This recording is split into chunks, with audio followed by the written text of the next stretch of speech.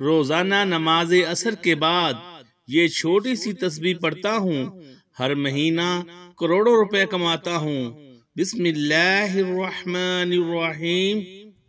محترم ناظرین، آج میں ایک ایسا عمل آپ کی خدمت میں پیش کروں گا جو نماز عصر کے وقت آپ نے کرنا ہے۔ جو شخص غریب ہے، تنگ دست ہے، بے سہارا ہے، اس شخص کو چاہیے وہ اس عمل کو ضرور کر لے۔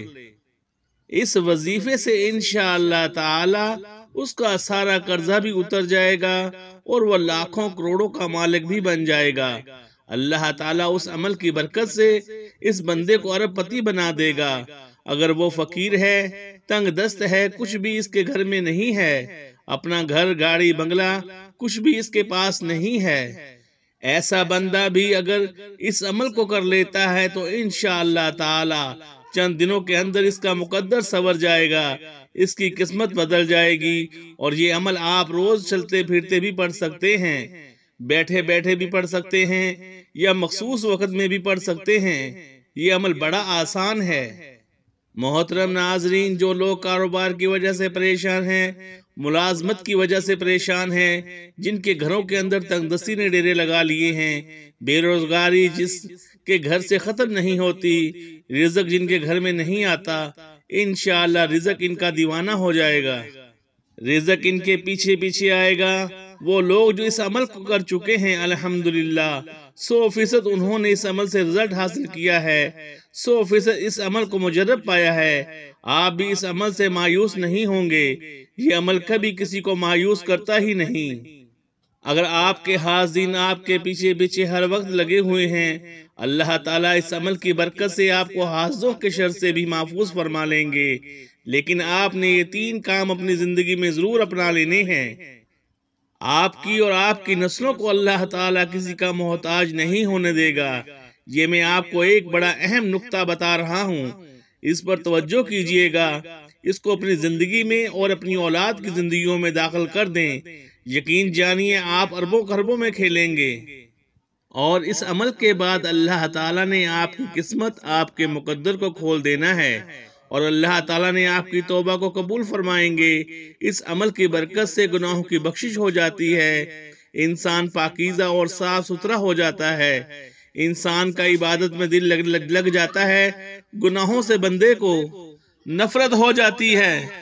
اس عمل کے جتنے بھی فائدے میں بتاؤں وہ کم ہیں، لیکن جب اس عمل کو آپ کریں گے، آپ کو پہلے دن ہی اس عمل کی تاثیر ملے گی، اور انشاءاللہ تعالی تبارک و تعالی کا ایسا کرم ہوگا کہ آپ کے گھر کے اندر وہاں سے رزق آئے گا جہاں سے آپ کا گمان اور تصور بھی نہیں جاتا۔ ناظرین، وظیفہ شروع کرنے سے پہلے میں آپ کو نماز عصر کی فضیلت سے آگاہ کرنا چاہتا ہوں۔ نبی کریم صلی اللہ علیہ وآلہ وسلم نے فرمایا، جس کی نماز عصر چھوٹ گئی گویا اس کا گھر اور مال سب لٹ گیا۔ یعنی نماز عصر کا فوت ہونا بربادی اعمال میں سے ہے۔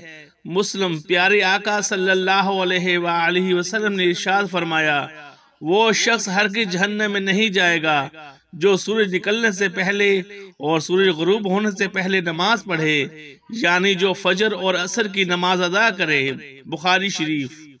حضرت جریر بن عبداللہ رضی اللہ تعالی عنہ فرماتے ہیں، ہم لوگ نبی کریم صلی اللہ علیہ وآلہ وسلم کی خدمت میں حاضر تھے۔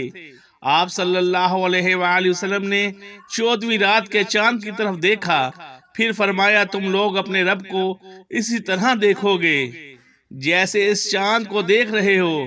اسے دیکھنے میں تم کو کسی بھی قسم کی مشقت اور تکلیف نہیں ہوگی، اس لیے اگر تم سے سورج کے طلوع سے پہلے فجر اور غروب سے پہلے عصر کی نمازوں کے پڑھنے میں کوتاہی نہ ہو سکے تو ایسا ضرور کرو۔ پھر آپ نے اس آیت مبارکہ تلاوت کی، ترجمہ، سورج نکلنے اور غروب سے پہلے اللہ کی پاکیزگی بیان کرو، القرآن۔ حدیث پاک میں ہے کہ رسول اللہ صلی اللہ علیہ وآلہ وسلم نے فرمایا، جو شخص فجر اور عصر کی نماز پڑھے وہ جنت میں داخل ہوگا۔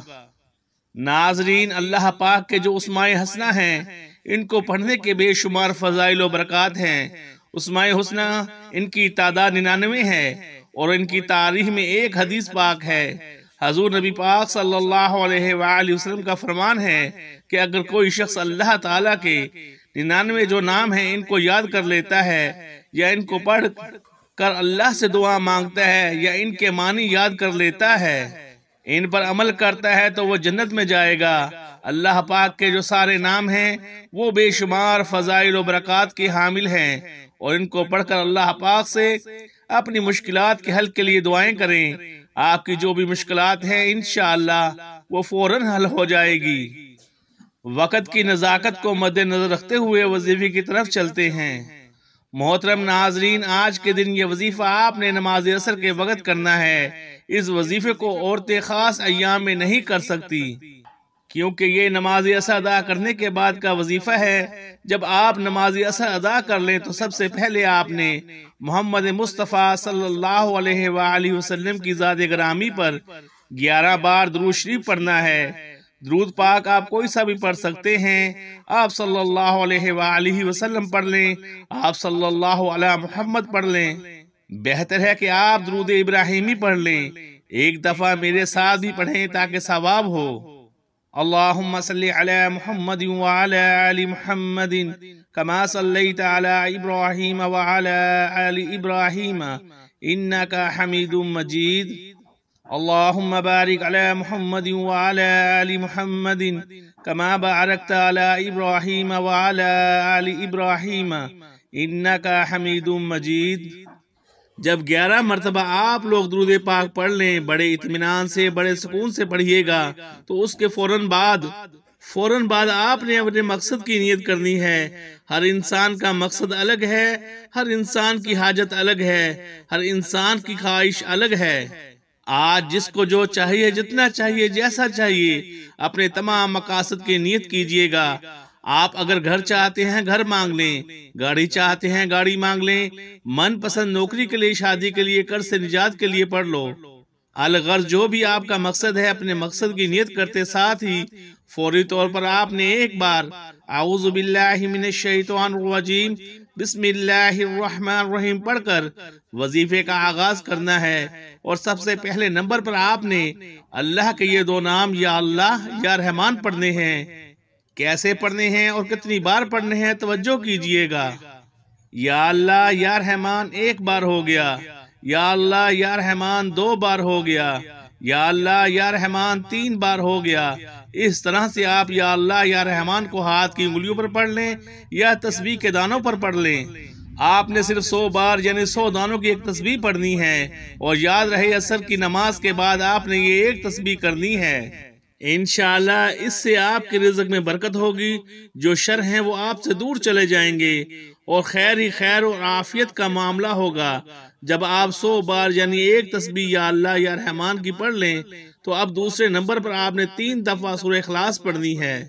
سورہ اخلاص کی تلاوت سماعت فرما لیں۔ بسم اللہ الرحمن الرحیم قل هو اللہ احد اللہ الصمد لم یلد ولم یولد ولم یکن لہ کفوا احد۔ حضرت انس بن مالک رضی اللہ تعالی عنہ نبی کریم صلی اللہ علیہ وآلہ وسلم سے روایت کرتے ہیں، جو شخص روزانہ 200 مرتبہ قل هو اللہ احد پڑھے، اس کے 50 سال کے گناہ اس کے نامہ اعمال سے مٹا دیے جاتے ہیں۔ البتہ اس پر اگر قرض ہو تو وہ معاف نہیں ہوتا جب تک ادا نہ کرے یا صاحب حق معاف نہ کرے۔ ایک اور حدیث میں ہے، حضرت انس نبی کریم صلی اللہ علیہ وآلہ وسلم سے روایت کرتے ہیں کہ جو شخص سوتے وقت دائیں کروٹ پر لیٹ کر 100 مرتبہ قل هو اللہ احد پڑھے تو قیامت کے دن اللہ اسے فرمائیں گے، اے بندے دائیں جانب سے جنت میں داخل ہو جا۔ یعنی آپ اس عمل سے اندازہ لگا سکتے ہیں کہ چھوٹا سا کام ہے، چھوٹا سا عمل ہے، اور اس کی فضیلت و اجر کتنا زیادہ ہے۔ ایک آدمی کو سورہ اخلاص سے بہت محبت تھی، اور اس محبت کی وجہ سے وہ اس سورہ کو ہر نماز کی قرات کے اختتام پر پڑھتے تھے۔ اللہ تعالیٰ نے اس کی اس صورت سے محبت کی وجہ سے اسے جنت میں داخل کر دیا۔ ایک اور حدیث میں آیا ہے کہ رسول اللہ صلی اللہ علیہ وآلہ وسلم نے اس صحابی کے متعلق جو امام تھے ہر نماز میں قل هو اللہ احد ضرور پڑھا کرتے تھے، اور جب ان سے اس کا سبب دریافت کیا گیا تو کہا مجھے اس سورت سے بے حد محبت ہے۔ فرمایا اس شخص کو خبر دے دو کہ بے شک اللہ تعالیٰ بھی اس شخص سے محبت کرتے ہیں۔ اس کے علاوہ سورہ اخلاص کے بہت سارے فوائد ہیں۔ نمبر 1، اللہ رب العزت 300 غضب کے دروازے بند کرے گا، مثلا دشمنی، قرضہ، فتنہ وغیرہ۔ نمبر 2، اللہ تعالیٰ 100 دروازے رحمت کے کھول دے گا۔ نمبر 3، اللہ تعالیٰ 300 دروازے رزق کے کھول دے گا، اللہ تعالیٰ غیب سے رزق دے گا۔ نمبر 4، اللہ پاک اپنے علم سے علم دے گا۔ نمبر 5، 36 قرآن پاک پڑھنے کا ثواب ملے گا۔ نمبر 6، 50 سال کے گناہ معاف ہوں گے۔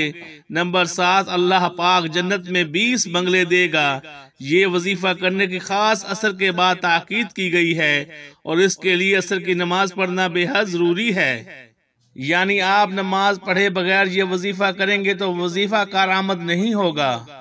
نماز عصر کے چند فضائل، اس کی اہمیت ہم آپ کی خدمت میں پیش کرتے ہیں۔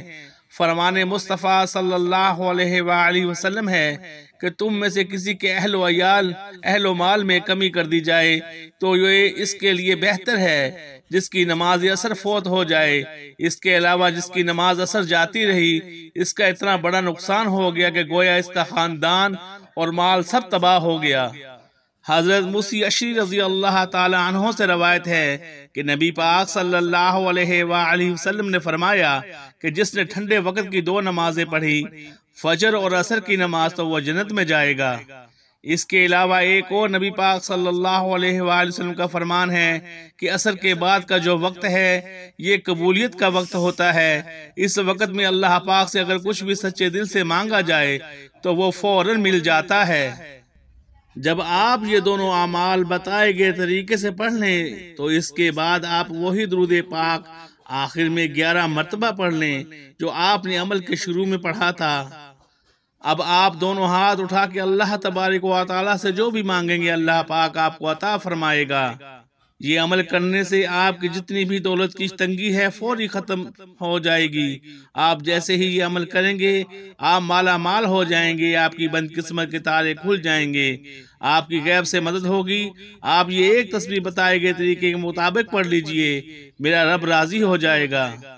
اتنا نوازے گا کہ آپ کو خود بھی سمجھ نہیں آئے گی کہ کہاں کہاں سے دولت آ رہی ہے۔ جب آپ نے یہ عمل کرنا ہے، یہ وظیفہ کرنا ہے، انشاءاللہ ایسی ایسی جگہوں سے اللہ پاک آپ کو رزق عطا کرے گا جہاں سے آپ گمان بھی نہیں کر سکتے۔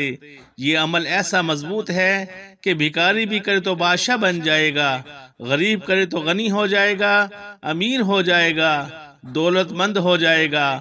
آپ اس وظیفے کو لازمی کیجئے گا، انشاءاللہ اس وظیفے کی بدولت آپ کی ہر حاجت اللہ پاک پوری فرما دیں گے انشاءاللہ۔ دعا ہے کہ اللہ پاک میرا سنانا اور آپ کا سننا اپنی پاک بارگاہ الہی میں قبول و منظور فرمائے، آمین۔ تمام احباب سے گزارش ہے کہ اللہ تعالیٰ کے 99 ناموں میں سے کوئی ایک نام کمنٹ میں ضرور لکھیں۔ اللہ تعالیٰ ہم سب کا حامی و ناصر ہو، آمین۔ السلام علیکم ورحمۃ اللہ وبرکاتہ۔ جزاک اللہ خیرہ۔